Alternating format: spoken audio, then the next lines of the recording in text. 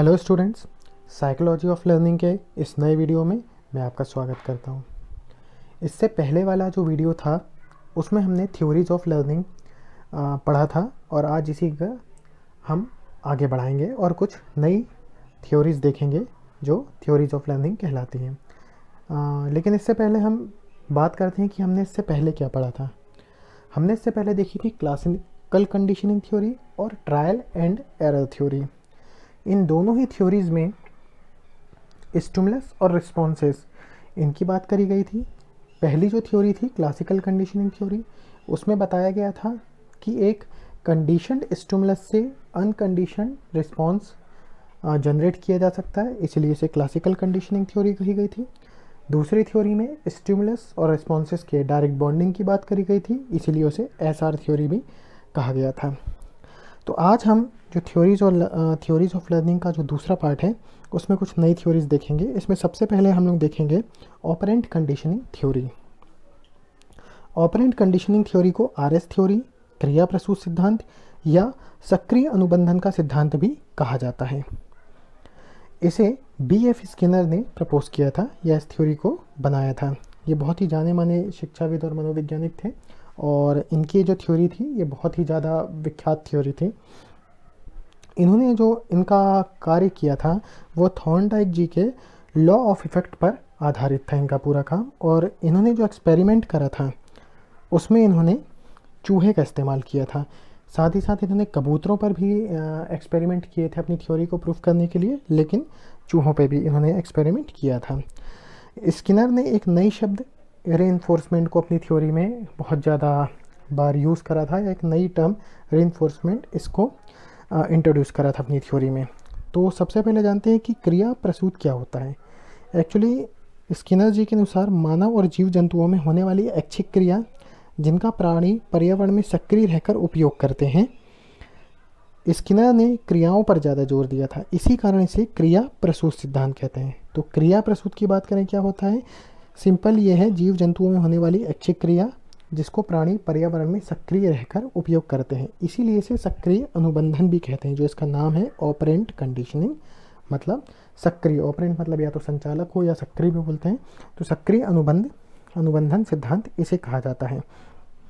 इससे पहले जो पावलोव जी ने बात करी थी या हमारे थॉर्नडाइक जी ने जो बात कही थी कि स्टिमुलस के कारण रिस्पॉन्सेस जनरेट हो रहे थे, लेकिन जो स्किनर जी थे वो इस चीज़ को नहीं मानते थे। उनके अकॉर्डिंग या इन्होंने इन थ्योरीज को नकार के एक बात बताई कि रिस्पॉन्सेस जो है वो प्राणी तो जनरेट करेगा, मतलब जो मनुष्य है या कोई भी जीव जंतु है वो सक्रिय है तो वो रिस्पॉन्स करेगा, और इन रिस्पॉन्सेस के कारण स्टिमुलस जनरेट होते हैं। इसीलिए इस थ्योरी को RS theory, response stimulus theory का नाम दिया गया।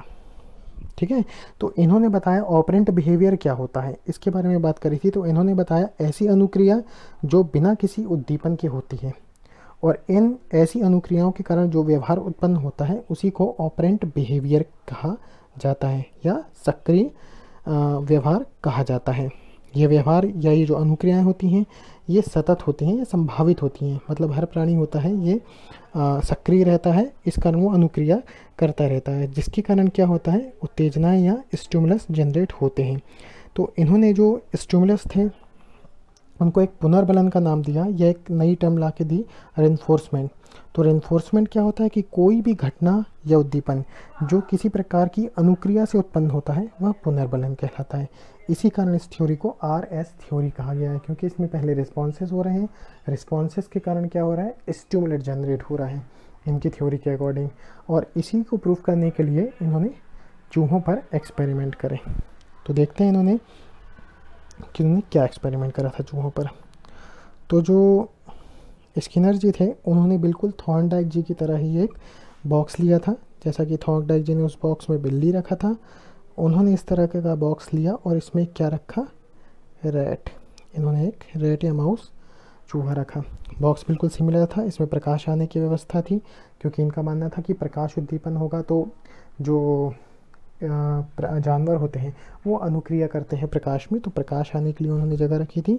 और एक टाइप का अरेंजमेंट लगाया था कि यहाँ से एक फूड कैनल जुड़ी हुई थी जिसमें छोटी छोटी गोलियों के फॉर्म में खाना था चूहों के लिए, और यहाँ पर एक लीवर था। खास बात ये थी इनके एक्सपेरिमेंट में कि जैसा कि पावलोव जी के एक्सपेरिमेंट में और ट्रायल एंड एरर थ्योरी के एक्सपेरिमेंट में हमेशा जो भी जानवर था उसको स्टिमुलस दिखता था, लेकिन यहाँ पर जो स्टिमुलस या फूड मैं जिसको बोलूँ, यहाँ पर फूड दिखता नहीं था। रैट फूड को नहीं देख सकता था, इसीलिए जैसे ही रैट को बॉक्स में डाला वो इधर उधर उछल कूद करने लगा। सडन एक बार उसका पैर इस लीवर पर पड़ गया और यहाँ से एक खाने की गोली आ गई। तो स्किनर जी के अकॉर्डिंग क्या होता है कि ऐसी घटनाएं जिसके कारण कोई रिवॉर्ड या कुछ अच्छी चीज़ होती है, या ऐसी चीज़ जो कि प्राणी के फ़ायदेमंद है, उसकी रुचि की है, तो ऐसी अनुक्रिया को करने की, दोबारा करने की संभावना बढ़ जाती है। तो उन्होंने जब बार बार एक्सपेरिमेंट ये करा तो चूहा लीवर को दबा दबा कर बाद में सीधे गोलियां प्राप्त करने लगा। इस एक्सपेरिमेंट में और पुराने एक्सपेरिमेंट में यही अंतर था कि वहाँ पर हर बार एक उद्दीपन मौजूद था जिसके कारण अनुक्रिया उत्पन्न कराई थी, लेकिन स्किनर जी ने इसकी बिल्कुल विपरीत बात करी और उन थ्योरीज को नकारा। इनके अकॉर्डिंग प्राणी अनुक्रिया करेगा ही, अनुक्रिया के कारण उद्दीपन उत्पन्न होंगे। इन उद्दीपनों को उन्होंने पुनर्बलन का नाम दिया। पहले मैंने आपको बताया था कि कोई भी घटना या उद्दीपन जो किसी प्रकार की अनुक्रिया से उत्पन्न होगा वह पुनर्बलन कहलाता है। तो इन्होंने प्रयोग से स्पष्ट करा कि यदि किसी क्रिया के बाद कोई बल प्रदान किया जाए, उद्दीपन मिल जाए या बल प्रदान करने वाला उद्दीपन मिल जाए तो उस क्रिया की शक्ति में वृद्धि हो जाती है। जैसा कि यहाँ पर इस एक्सपेरिमेंट में इन्होंने प्रूफ करा कि जब एक बार चूहे को गोलियाँ मिलने लगी खाने की तो बार बार उसने वही करा, उस लीवर पर पैर दबा दबा कर उसने गोलियाँ प्राप्त करी। यहाँ पर चूहे के द्वारा पर्टिकुलर उस लीवर को दबाने की जो अनुक्रिया थी उसमें वृद्धि हुई। इस कारण मतलब एक तरीके से चूहे को इस अनुक्रिया के लिए पुनर्बलन मिला, जो कि स्किनर जी ने इस टर्म की बार बार अपनी थ्योरी में बात करी। तो स्किनर जी ने जो अपनी थ्योरी है उसमें रेनफोर्समेंट बताया, और रेनफोर्समेंट दो प्रकार के उन्होंने बताया। एक होता है पॉजिटिव रेनफोर्समेंट और एक होता है नेगेटिव रेनफोर्समेंट। पॉजिटिव रेनफोर्समेंट क्या होगा? एक ऐसा रेनफोर्समेंट या ऐसा सुदृढ़ीकरण या ऐसा पुनर्बलन होगा जिसके कारण अनुक्रिया को बार बार करने की जो उसकी क्रिया है इस पे जोर दिया जाएगा, उसको करने के लिए बल मिलेगा, मतलब वो उसको करने के लिए प्रोत्साहित करेगा प्राणी को। जैसे कि इस केस में चूहे को बार बार गोलियां मिल रही थी खाने की, इसीलिए वो उस पर्टिकुलर जो अनुक्रिया था उसको करने के लिए बल दे रहा था, उसको करने के लिए और ज़्यादा कोशिश करता है। नेगेटिव रेनफोर्समेंट ऐसा रेनफोर्समेंट होता है जिसमें कि प्राणी को कुछ ऐसा होगा जो कि उसके लिए अच्छा नहीं है। जैसे मान लीजिए यहाँ चूहे को किसी तरीके का करंट शॉक या ऐसा होता कि उसे गोलियां नहीं मिलती, खाना नहीं मिलता, तो वो उस क्रिया को नहीं करता। मतलब वह ऐसा पुनर्बलन जो कि कोई ऋणात्मक परिणाम देगा वो धीरे धीरे उस अनुक्रिया को करने की दर में कमी आती जाती है। तो ऐसी अनुक्रिया जिसके कारण कुछ सकारात्मक परिणाम मिल रहा है उस अनुक्रिया को करने की दर में वृद्धि हो जाती है, और जिसमें नहीं होता है वो धीरे धीरे ख़त्म हो जाती हैं। तो ये अब बात करेंगे कि क्वेश्चंस किस तरीके से बनते हैं। तो इसी तरीके से पूछा जाता है कि स्किनर जी ने कितने प्रकार के रेनफोर्समेंट बताए हैं। तो दो प्रकार के बताए हैं, पॉजिटिव और नेगेटिव। और अगर बात करें कि स्किनर ने अपनी थ्योरी में कितने प्रकार के ऑपरेंट या संचालक बताए हैं, तो वो हैं 3। ऑपरेंट या संचालक या जिसको सक्रिय कहें, ये कितने प्रकार के बताए हैं? ये 3 प्रकार के बताए हैं। नंबर 1 होता है उदासीन,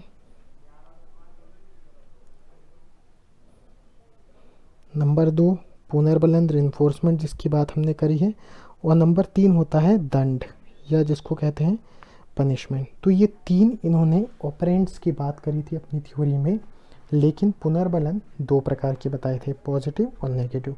तो इससे रिलेटेड कई बार क्वेश्चन पूछे जाते हैं और पिछले किसी एग्ज़ाम में CITS के इस तरीके के क्वेश्चन पूछे भी जा चुके हैं। तो आई होप ये थ्योरी आपको समझ में आई होगी।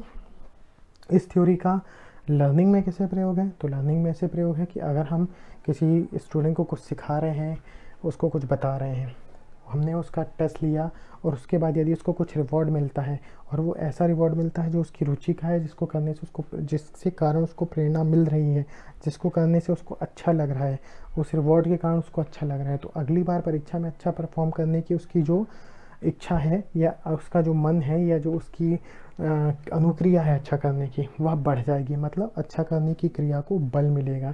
तो इस तरीके से अधिगम में इस थ्योरी का बहुत ज़्यादा महत्व है और इसको प्रयोग कर अधिगम को प्रभावी बनाया जा सकता है। तो ये थी ऑपरेंट कंडीशनिंग थ्योरी। इसके बाद एक और थ्योरी देखते हैं जो कि है इनसाइट थ्योरी, जिसे कहा जाता है अंतर्दृष्टि सीखने का अंतर्दृष्टि सिद्धांत। ये गेस्टाल्ट थ्योरी है। अब ये गेस्टाल्ट थ्योरी क्या होती है? गेस्टाल्ट का अर्थ होता है पूर्णकारिता। तो इसके अनुसार क्या कहा गया है कि व्यक्ति किसी वस्तु को आंशिक रूप से नहीं बल्कि पूर्ण रूप से होता है। यानी इनका कहना यह था कि जो अधिगम होता है वो अपने आप में संपूर्ण होता है, वह आंशिक नहीं होता है। किसी चीज़ को या तो सीखेगा या नहीं, तो अधिगम अपना पूर्ण रूप से होता है। तो गेस्टाल्ट का अर्थ होता है पूर्णकारवाद। गेस्टाल्ट थ्योरी जो थी वो दी थी मैक्स वेदरमियर ने इस थ्योरी का प्रतिपादन किया था। ठीक है, और पूर्णकार के ही जो बेसिस है, पूर्णकारवाद का ही जो बेसिस है वो है इनसाइट या अंतर्दृष्टि। अब बार बार ये शब्द आ रहा है अंतर्दृष्टि, तो अंतर्दृष्टि होता क्या है? तकनीकी तौर पर अंतर्दृष्टि का अर्थ होता है किसी समस्या के हल को एकाएक पकड़ लेना। आपके सामने कोई प्रॉब्लम है, आप उसको सॉल्व करने की कोशिश करते हैं, लेकिन कई बार ऐसा होता है कि हम सडनली एकदम से उसको सॉल्व कर देते हैं। ठीक है, तो अंतर्दृष्टि का अर्थ होता है किसी समस्या के हल को या किसी भी हल को एकाएक पकड़ लेना। इससे एक ऐसी प्रक्रिया प्रारंभ हो जाती है जो परिस्थिति के अनुसार चलती रहती है। ऑब्वियस सी बात है, हम जिस समस्या में या जिस परिस्थिति में होंगे और अगर हमें उसका हल मिल रहा है तो हम परिस्थिति के अनुसार ही कार्य कर रहे हैं। ठीक है, तो इनसाइट थ्योरी जो है वो गेस्टाल्ट थ्योरी का ही हिस्सा है, या गेस्टाल्ट थ्योरी का बेसिस इनसाइट है। आगे वोल्फगैंग कोहलर ने जो था चिंपांजी पर एक्सपेरिमेंट करा था इनसाइट लर्निंग को समझाने के लिए। तो आइए देखते हैं इन्होंने किस तरीके का एक्सपेरिमेंट किया था चिंपांजी के ऊपर। ये याद रखने वाली बात है कि हर थ्योरी में किसी न किसी जानवर को लेकर प्रयोग किया गया था। जैसे कि हमने अभी पिछले ऑपरेंट कंडीशनिंग थ्योरी में या सक्रिय अनुबंधन की थ्योरी में देखा कि वहाँ पर चूहे और कबूतर, उन्होंने कबूतरों पर भी करा था। लेकिन अगर क्वेश्चन में आपको चूहे मिलते हैं तो चूहे लगाइए, कबूतर मिलता है तो कबूतर लगाइए, और दोनों मिलता है तो दोनों लगाएंगे। और इनसाइट थ्योरी में किस पर करा गया? चिंपांजी पर प्रयोग करा गया। तो आइए देखते हैं क्या है, क्या एक्सपेरिमेंट करा इन्होंने। तो इन्होंने कोहलर जी ने एक चिंपांजी जिसका नाम था सुल्तान, कई बार ये भी क्वेश्चन पूछ रहता है क्या नाम था चिंपांजी का नाम? चिंपांजी का नाम था सुल्तान। तो सुल्तान नाम के चिंपांजी पर उन्होंने एक्सपेरिमेंट करे। उन्होंने अपने एक्सपेरिमेंट को 4 भागों में बांट दिया। ठीक है, इसे 4 टुकड़ों में उन्होंने बांट दिया। नंबर पहले वाले में क्या करा कि एक बॉक्स में चिंपांजी को रखा, ठीक है, और उसके सामने एक केला रख दिया। केला बॉक्स से बाहर था, इतनी दूरी पर था कि चिंपांजी अपने हाथ से उस केले को नहीं उठा सकता था। और पिंजरे में एक उन्होंने क्या रखी? स्टिक भी रखी। ठीक है, पिंजरे में एक स्टिक रखी हुई थी। थोड़ी देर तक चिंपांजी कोशिश करता रहा पिंजरे से बाहर हाथ डाल के कि वो केले को उठा ले, लेकिन उसमें सफल नहीं हुआ। कुछ देर बाद अचानक ही उसने उस छड़ी को उठाया जो पास में पड़ी थी और उसकी सहायता से केले को उठाया और खा लिया। इसी प्रयोग के दूसरे भाग में इन्होंने पिंजरे से केले की दूरी बढ़ा दी, और इतनी बढ़ा दी कि अब वो स्टिक से ना खींच सके उस केले को। लेकिन इस प्रयोग में क्या करा उन्होंने? एक स्टिक की जगह 2 स्टिक रखी हुई थी, और ये स्टिक इस तरीके की थी कि दोनों को आपस में जोड़कर एक बड़ी छड़ी बनाया जा सकता था। पहले चिंपांजी ने वही कोशिश करी जो उसने पूर्व में करी थी, उस छड़ी से कोशिश करी उसने खींचने की, दूसरी छड़ी से खींचने की कोशिश करी केले को, लेकिन नहीं खींच पाया। कुछ इसी तरह के अनसक्सेसफुल अटेम्प्ट करने के बाद सडनली उसने दोनों छड़ियों को जोड़ा और उसकी सहायता से केले को खींच लिया और केले को खाया। तीसरे एक्सपेरिमेंट में इन्होंने क्या करा? एक बॉक्स, एक केले को एक पर्टिकुलर हाइट पे टांग दिया और यहाँ पर एक बॉक्स रखा और चिंपांजी को उस वाली सिचुएशन पे छोड़ दिया। अब चिंपांजी पहले तो जंप मारकर या अपने पैरों पर खड़ा होकर कोशिश किया कि केले को प्राप्त कर दे, लेकिन ऊंचाई इतनी थी कि केले तक वो पहुंच नहीं पाया। सडन उसने देखा वहाँ बॉक्स रखा है, बॉक्स को सरकाकर इस केले के नीचे लाया और इस पे चढ़कर उसने केला खा लिया। चौथी सिचुएशन में क्या करा? चौथी सिचुएशन में अब इन्होंने केले की हाइट और ज़्यादा बढ़ा दी। केला यहाँ की जगह अब इधर रखा और इधर एक बॉक्स की जगह उस सिचुएशन में 2 बॉक्स रख दिए और चिंपांजी को छोड़ दिया। सबसे पहले चिंपांजी ने वही करा कि पहले बॉक्स के ऊपर चढ़कर उसे उठाकर कोशिश करी कि वो हाथ उठाकर केला खा ले, लेकिन अब की बार हाइट बढ़ा दी गई थी। कुछ अनसक्सेसफुल अटेम्प्ट के बाद सडनली उसने इस बॉक्स को दूसरे बॉक्स के ऊपर रखा और इसके ऊपर चढ़कर उसने इस केले को खाया। तो ये पूरा कोहलर जी का एक्सपेरिमेंट था, जिससे उन्होंने अंतर्दृष्टि के बारे में बताया, और उन्होंने बताया कि अंतर्दृष्टि पर बुद्धि व अनुभव ये दोनों चीज़ें ही प्रभाव डालते हैं। जैसा कि इंटेलिजेंसी लेवल हमें पता है कि जानवरों में चिंपांजी का बहुत अधिक रहता है।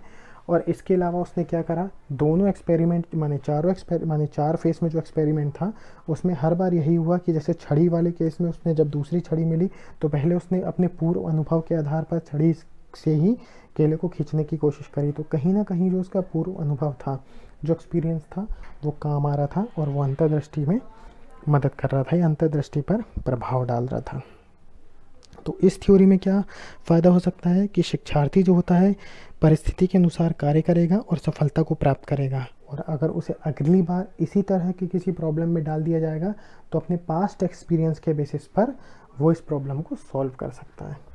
इस कारण से अंतर्दृष्टि के सिद्धांत का सीखने में बहुत ही ज़्यादा महत्व है। तो आई होप ये थ्योरी भी आपको समझ में आई होगी। बहुत ज़्यादा इसमें कुछ खास ऐसा डिफ़िकल्टी नहीं है, बहुत ही आसान थ्योरी थी ये, और बहुत ही अच्छे से कोहलर जी ने अपने प्रयोग के द्वारा इसको समझाया था। आगे एक और थ्योरी देखते हैं हम, सीखने की आखिरी थ्योरी है, और ये थ्योरी है थ्योरी ऑफ इमिटेशन, या जिससे हिंदी में कहेंगे अनुकरण या नकल का सिद्धांत। तो रॉबर्ट वॉन्डरा थे, इन्होंने बताया कि जो लोग होते हैं वो ऑब्जर्वेशन और अनुकरण इन दो चीज़ों से सीखते हैं। अनुकरण मतलब नकल करना, यहाँ पर नकल का मतलब चीट करना नहीं है, नकल का अर्थ है यहाँ पर कॉपी करना या किसी चीज़ को देखकर फिर उसे करना, किसी चीज़ को अनुसरण करके करना। तो लोग अनुकरण से और इमिटेशन इन दो चीज़ों से सीखते हैं। और इनका जो इन्होंने थ्योरी दी थी, इसको हेगार्टी नाम के जो हमारे शिक्षाविद थे या मनोवैज्ञानिक थे, उन्होंने अपने एक्सपेरिमेंट के द्वारा इस चीज़ को प्रूफ करके बताया। और इन्होंने अपने एक्सपेरिमेंट में मंकी का यूज़ करा था, 2 मंकीज़ का मतलब बंदरों का इन्होंने अपने एक्सपेरिमेंट में यूज़ करा था। तो देखते हैं उन्होंने क्या एक्सपेरिमेंट करा। हेगार्टी जी ने जो अपना एक्सपेरिमेंट करा उसमें कुछ इस तरीके का अरेंजमेंट करा, माफ़ कीजिएगा, हेगार्टी जी ने जो अपना एक्सपेरिमेंट करा था उसमें कुछ इस तरीके का अरेंजमेंट करा कि इन्होंने 2 पिंजड़े रखे आमने सामने। ये पिंजड़े बार वाले थे, छड़ वाले, जिसमें से कि बिल्कुल स्पष्ट रूप से एक दूसरे को देखा जा सकता था। पहले पिंजड़े में भी एक मंकी रखा, मान लीजिए M1, और दूसरे में एक M2। पहले पिंजड़े में उन्होंने कुछ इस तरीके का अरेंजमेंट रखा कि यहाँ पर एक ट्यूब रखी हुई थी और इसके अंदर केले रखे हुए थे कुछ, और साथ में एक छड़ी रखी हुई थी इस तरीके की कुछ। तो जब इन्होंने बंदर को इस सिचुएशन में पहले बंदर को डाल दिया और दूसरे बंदर को इस तरीके से रखा कि वो उसको ऑब्जर्व कर रहा था, देख रहा था कि यार ये पहले बंदर के साथ क्या हो रहा है। तो उसने देखा कि ये पहला बंदर बहुत कोशिश करा, इधर उधर भागा दौड़ा, कोशिश करा कि ये केले खा ले। हाथ उसने डाला उस ट्यूब के अंदर और निकालने की कोशिश करी, लेकिन उसका हाथ नहीं पहुंच पाया क्योंकि ट्यूब के बिल्कुल एंड पर रखा हुआ था, काफ़ी अंदर रखा हुआ था, उसे हाथों की सहायता से बंदर नहीं निकाल सकता था। फिर बंदर ने क्या करा, कुछ देर बाद उसने देखा कि वहाँ पर एक छड़ी पड़ी हुई, उसने छड़ी लिया और छड़ी को डालकर केले को सरका कर खाने की कोशिश करी। थोड़ी देर के अटेम्प्ट के बाद उसने केले निकाले और बढ़िया खा लिए। अब ये सिचुएशन इस तरीके से क्रिएट करी गई थी कि ये पिंजड़े आमने सामने थे और दूसरा मंकी जो था इस पूरी जो प्रोसेस हो रही थी उसको ऑब्जर्व कर रहा था कि यार वहाँ ऐसा क्या चल रहा है। और फिर जब कुछ देर बाद इस मंकी को भी सेम सिचुएशन में डाला गया कि वहाँ एक ट्यूब रखी और उसके अंदर केले रखे और यहाँ पर भी एक ऐसी छड़ी रख दी, तो उसने इस छड़ी को उठाकर केले निकाले और केले खा लिए पहली बार में ही। उसने इस बंदर की तरह कुछ अनसक्सेस काम नहीं करा, उसने डायरेक्ट वही करा जो उसे सॉल्यूशन प्रॉब्लम का पहले बंदर ने निकाला था। मतलब उसने प्रॉब्लम का जो भी सॉल्यूशन इसने निकाला था अपने ऑब्जर्वेशन के द्वारा उसको देखा और अपने ऊपर जब ऐसी सिचुएशन आई तो उसे फॉलो करा। तो ये हेगार्टी जी के प्रयोग ने ये साबित कर दिया कि लोग अनुकरण से सीखते हैं, लोग नकल के द्वारा सीखते हैं, जैसा कि रॉबर्ट वॉन्डरा जी ने अपनी थ्योरी में कहा था। तो इसे ही कहा गया है थ्योरी ऑफ इमिटेशन। तो इसका तो बिल्कुल हम लोग के पास लाइव एग्जांपल होता है कि जब भी हम लोग कोई स्किल सीखते हैं जब भी हम कोई स्किल डेमोन्स्ट्रेट करते हैं तो सबसे पहले क्या होता है, स्टूडेंट्स को साथ में कलेक्ट करके और जहाँ पर भी हम लोग अपना एक्सपेरिमेंट परफॉर्म करना है वहाँ पर कर बताते हैं कि किस तरीके से इस चीज़ को करना है, किस तरीके से टूल्स को रखना है, किस तरीके से अरेंजमेंट करना है, क्या प्रोसेस हम करने वाले हैं। अगर हम कोई कटिंग प्रोसेस या कोई मशीनिंग प्रोसेस परफॉर्म करके दिखा रहे हैं तो कैसे पैरामीटर्स रखना है, वो सारा चीज़ हम लोग बोलते हैं कि अच्छे से इस पर नज़र रखिए, क्योंकि नेक्स्ट टाइम आपको भी ऐसा करना है। तो सभी लोग क्या करते हैं, ऑब्जर्व करते हैं, देखते हैं, कुछ प्रॉब्लम होती है तो पूछते हैं और फिर खुद करने की कोशिश करते हैं। तो थ्योरी ऑफ इमिटेशन का भी लर्निंग में बहुत ज़्यादा इम्पोर्टेंस है। तो यहाँ पर हमारा ये जो थ्योरी ऑफ लर्निंग था, लर्निंग की थ्योरीज थी, ये यहाँ पर ख़त्म होती हैं। तो आई होप ये थ्योरीज जो हम लोगों ने दोनों वीडियोस में करी आपको समझ में आई होंगी। और स्टिल अगर कोई डाउट रह जाता है तो जो हमारा क्वेश्चन वाला राउंड होगा, क्वेश्चन वाला हम एक सेशन रखेंगे, इसमें वीडियो बनाएंगे, उसमें मैं स्टेप बाय स्टेप जितने भी क्वेश्चन आएंगे सबको आपको सॉल्व करवाऊंगा। वहाँ पर जो थ्योरी होगा हम उसको रिवाइज भी करेंगे, एक रिवाइजरी फॉर्म में पूरा मैं वो वीडियो डालूंगा। तो ये थ्योरीज ऑफ लर्निंग यहाँ पर ख़त्म होता है। इसके बाद अब आपका जो टॉपिक बचा है वो है मोटिवेशन, और मोटिवेशन के बाद आपकी यूनिट ख़त्म हो जाएगी। तो आई होप ये वीडियो आपको समझ में आया होगा, और इसको देखिए, पढ़िए, एंजॉय करिए। Thank you.